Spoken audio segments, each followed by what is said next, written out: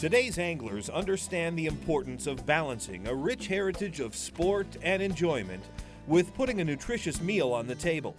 Now that's what I call short lunch. The good news is fisheries can be a source of both pleasure and sustenance. The key is a wise use of the resource. In recent years, the popular philosophy of catch and release has evolved into one of selective harvest, where it's perfectly fine to keep a modest amount of plentiful fish for cleaning and eating.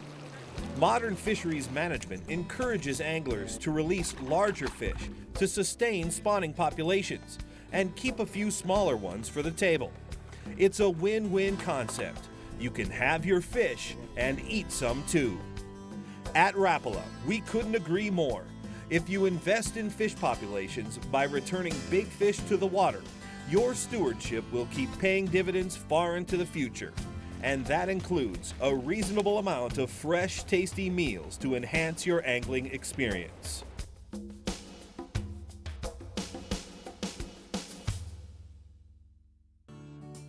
Hi, I'm Tom Newsford, Professional Fishing Guide from Rapala.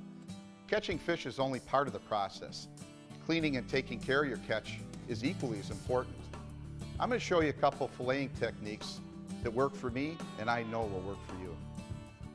These are the 3 knives from Rapala that I use for most of my fish cleaning duties. For the larger fish, I like the 7-inch blade for lake trout and northern pike. For fish such as walleyes or bass, I like to use this. And then for smaller fish like perch and crappies and bluegills, I like the 4-inch blade. I tell you what, like all Rapala knives, they're as sharp as they get.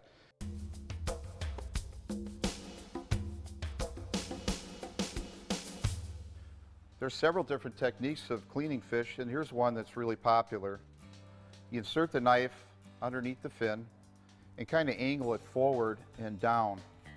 Then you take the knife, insert it back, and then you bring it all the way back. As you can see, I only use about the upper part of the knife, which is really important. And you get a nice clean fillet.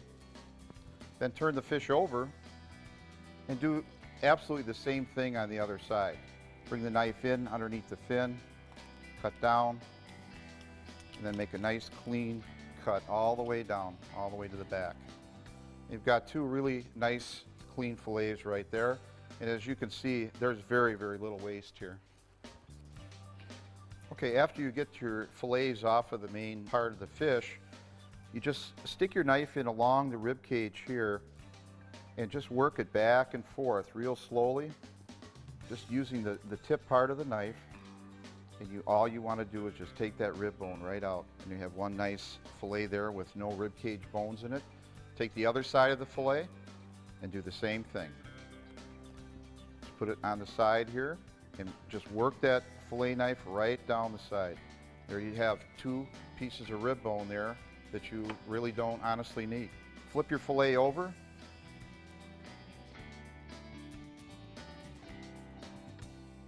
And you just work the knife